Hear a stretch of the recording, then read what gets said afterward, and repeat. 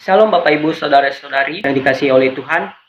Tentunya kita tetap merasakan hingga saat ini penyertaan Tuhan dalam kehidupan kita.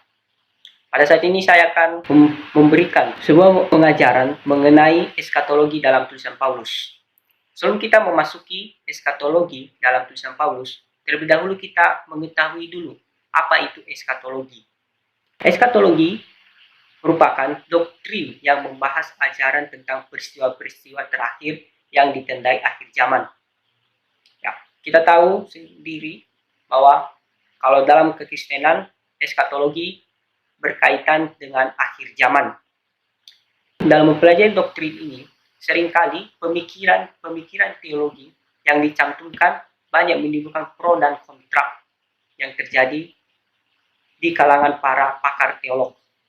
Kita tahu sendiri bahwa mempelajari eskatologi ini ya banyak menimbulkan pro dan kontra dalam penafsiran. Sehingga mengapa bisa terjadi demikian? Karena peristiwa eskatologi ini belum terjadi dan belum tergenapi, yang menyebabkan sehingga para ahli ini terjadi kesalahpahaman dan kekeliruan yang terus berlanjut menjadi polemik. Akibat belum terjadi dan belum tergenapi ini, bahwa sampai saat ini dalam menafsirkan eskatologi ini masih tetap menjadi polemik. Namun dalam mempelajari doktrin eskatologi ini tidak juga kalah penting menariknya untuk dipelajari dengan doktrin-doktrin kekristenan lainnya. Ya, kita tahu dalam kekristenan itu banyak doktrin yang dipelajari seperti teologi, bibliologi, dan masih banyak lagi. Sehingga pada pembahasan ini, saya akan menjelaskan mengenai eskatologi yang terdapat dalam tulisan Paulus. Di mana dalam bagian ini juga akan dicantumkan ayat-ayat yang menjadi landasan teologi mengenai eskatologi dalam tulisan Paulus. Langsung saja pada definisinya, secara etimologi, kata eskatologi berasal dari penggabungan antara dua kata Yunani, yaitu eskatos yang berarti akhir, hal-hal terakhir, peristiwa-peristiwa terakhir, dan logos yang berarti ilmu, doktrin. Berdasarkan dua asal kata tersebut, eskatologi diartikan sebagai doktrin atau ajaran mengenai peristiwa terakhir atau akhir zaman. Selain itu, eskatologi juga merupakan ajaran Alkitab tentang pernyataan Allah, bukan hanya kepada orang-orang yang diilhami, tetapi juga melalui peristiwa-peristiwa sejarah, yang artinya melakukan perubahan menjadi suatu dunia yang baru. Ya, kita tahu dalam mempelajari eskatologi ini, ada suatu pernyataan Allah di dalamnya. Dalam perjanjian lama, eskatologi dipahami sebagai hari Tuhan yang berpacu pada otoritas sepenuhnya. Ya, kita tahu bahwa kalau kita melihat dalam perjanjian lama sebagai hari Tuhan, itu dianggap sebagai eskatologi dalam perjanjian lama. Hari Tuhan juga dapat dilihat sebagai berkat, hukuman, atau peringatan. Kita bisa lihat dalam Mazmur 73 ayat 24, pasal 49 ayat 16, Ayub 19 ayat 25 sampai 27, Yesaya 26 ayat 19.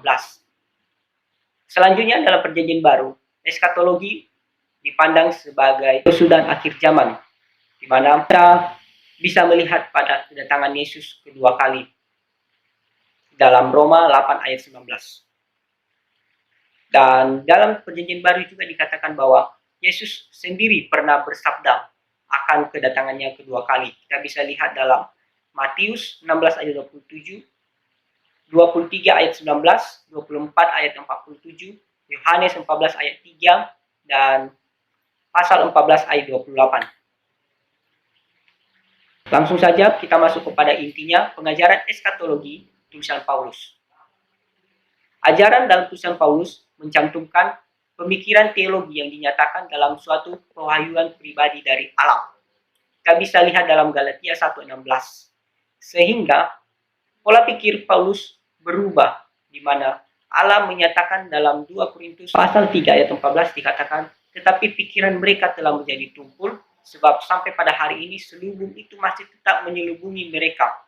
Jika mereka membaca perjanjian lama itu tanpa disingkapkan, karena hanya Kristus saja yang dapat menyingkapkannya. Bahwa kita tahu di sini merupakan suatu peristiwa akan terjadinya eskatologi. Eskatologi yang dijelaskan Paulus bukan hanya menyangkut pada peristiwa masa depan, melainkan juga tentang keadaan masa kini. Oleh karena itu, yang menjadi pokok eskatologi dalam tulisan Paulus ialah kedatangan Yesus kedua kali, kebangkitan dan penghakiman. Pada bagian ini akan dijelaskan pencarian ayat-ayat yang telah dilakukan. Oke, yang pertama, eskatologi dalam tulisan Paulus, yaitu kedatangan Kristus yang kedua kali. Kata kunci dalam eskatologi tulisan Paulus pada bagian pertama ini menggunakan istilah kata Yunani, parousia, pada kalimat kedatangan Kristus yang kedua kalinya. Secara harfiah, istilah parousia adalah kehadiran, kedatangan, hadir, tiba. Kata parousia ini disebutkan sebanyak 14 kali dalam tulisan Paulus. Pada kata ini juga, Paulus menggunakan arti kata tersebut dalam beberapa keadaan jemaat yang dilayaninya. Kita tahu bahwa Paulus banyak menulis tulisannya kepada beberapa jemaat. Istilah parousia terdapat juga dalam Filipi 2 ayat 2 dan 1 Korintus 16 ayat 17 menjelaskan bahwa Allah menyatakan dirinya dalam sejarah kehidupan manusia dalam bentuk kehadiran dan kedatangannya bagi orang-orang percaya. Kedatangan Yesus bukan sekedar kembali ke bumi, melainkan ia menunjukkan kuasa dan kemuliaannya. Kedatangan Tuhan tidak secepat atau tidak selambat apa yang diduga. Dengan kata lain, kedatangan Tuhan tidak diketahui secara pasti kapan waktunya akan tiba. Seperti di awal yang saya katakan bahwa eskatologi itu belum pernah terjadi dan hanya Allah yang menyingkapkannya. Oleh karena itu, Paulus menasihatkan jemaat untuk tetap bekerja sambil menantikan kedatangan Tuhan. Hal ini juga senada dalam 2 Petrus 3 ayat 9 mengatakan Tuhan tidak pernah lalai menepati janjinya. Sekalipun ada orang yang menganggapnya sebagai kelalaian, tetapi ia bersabar terhadap kamu karena ia menghendaki supaya jangan ada yang binasa, melainkan supaya semua orang berbalik dan bertobat. Oleh karena itu, kedatangan Tuhan dalam kegenapannya tidak ada seorang pun yang mengetahuinya. Kita bisa lihat dalam Kisah Para Rasul 1 ayat 7. Sehingga Paulus menyadari kedatangan Yesus kedua kalinya pasti akan terjadi, di mana ada masa segala sesuatu ditaklukkan di bawah kakinya. Dengan demikian, pada bagian ini menekankan kepada jemaat untuk berjaga-jaga dalam menantikan kedatangannya. Yang kedua, eskatologi dalam tulisan Paulus, kebangkitan. Kebangkitan terjadi ketika kedatangan Tuhan terjadi. Kita bisa lihat dalam 1 Tesalonika 4 ayat 16, 1 Korintus 15 ayat 52. Ini merupakan sebuah perubahan yang dialami oleh orang percaya di dalam Kristus. 1 Tesalonika 4 ayat 15 menjelaskan mereka yang hidup, yang masih tinggal sampai kedatangan Tuhan, sekali-kali tidak akan mendahului mereka yang telah meninggal. Dalam tulisannya, ia mengungkapkan adanya suatu perubahan dari tingkat fana kepada kekekalan sebagaimana orang percaya selama-lamanya bersama dengan Tuhan. Dan yang ketiga, eskatologi dalam tulisan Paulus, yaitu penghakiman. Eskatologi yang menandakan adanya kedatangan Tuhan kedua kali pada akhir zaman, munculnya penghakiman sebagai fungsi dari parousia atau kedatangan. Paulus dalam hal ini menekankan adanya pembenaran, di mana yang dimaksud ialah pembebasan dari kesalahan atau dosa melalui suatu keputusan sang hakim pada hari terakhir. Kita tahu sang hakim ialah Yesus Kristus sendiri. Keputusan ini dinyatakan kepada orang-orang benar di dalam Kristus. Kita bisa lihat dalam Roma 3 ayat 21 sampai 26. Semua umat manusia diperhadapkan pada tahta pengadilan Kristus. Kita bisa lihat dalam 2 Korintus 5 ayat 10. Karena pembenaran di dalam Kristus, maka penghakiman tidak perlu ditakuti oleh orang-orang di dalam Kristus. Roma 8 ayat 1, ayat 33 sampai 34. Sehingga penghakiman pada hari terakhir menyangkut tentang kualitas atau tidaknya kehidupan Kristen. Sekalipun keselamatan berdasarkan anugerah, namun orang Kristen harus mempertanggungjawabkan kualitas kehidupan kekristenan sampai saat ini. Ya, maksudnya, sekalipun kita sudah diselamatkan, Yesus sudah mati bagi kita, tapi kita harus mempertanggungjawabkan setiap perbuatan kita yang menjadi kualitas kita di dalam kekristenan. Dari hal inilah kita dapat mengetahui apakah kita mendapatkan upah atau tidak. Kita bisa lihat dalam Roma 4 ayat 14 ayat 10, 1 Korintus 3 ayat 12, pasal 15 ayat 2. Dengan demikian, penghakiman Allah hanya dinyatakan kepada orang-orang yang tidak percaya saja.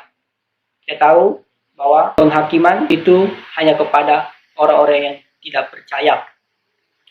Kesimpulannya ialah, apa yang kita dapatkan dari eskatologi dalam tulisan Paulus ini? Eskatologi merupakan ilmu atau doktrin mengenai keadaan akhir zaman. Eskatologi Paulus merupakan suatu pemikiran teologi yang tidak hanya berasal dari dirinya sendiri. Ya, kita tahu bahwa pemikiran teologi Paulus tidak sepenuhnya berasal dari dirinya sendiri, melainkan dari Kristus serta pengalaman-pengalaman pribadi yang dialaminya. Kita tahu kehidupan Paulus, ya, ketika Tuhan panggil dia untuk melayani ke beberapa jemaat. Sekalipun tulisan Paulus, khususnya eskatologi, banyak menimbulkan kontroversi dalam menafsirkan yang masih menjadi polemik hingga saat ini. Namun, eskatologi Paulus merupakan suatu pemahaman Injil. Ya, kembali lagi, ajaran eskatologi dalam tulisan Paulus ini mengajarkan kepada kita untuk memahami Injil, mengajarkan kepada Bapak, Ibu, Saudara-saudari untuk diberikan pemahaman akan Injil. Sehingga kita sebagai orang percaya sangat dituntut kepastian iman dalam memahami pandangan eskatologi. Melalui iman Kristen inilah kita dapat menyikapinya, bukan berapa lama menantikan parusia. Kembali lagi, bagaimana respon kita dalam menanggapi eskatologi, khususnya dalam tulisan Paulus. Karena ada suatu masa akan digenapi akhir zaman, semuanya berdasarkan kehendak Tuhan. Kita tahu bahwa dalam mengajar eskatologi tulisan Paulus ini, bahwa itu semua berdasarkan kehendak Tuhan. Sekian dan terima kasih atas apa yang saya sampaikan. Terima kasih. Shalom.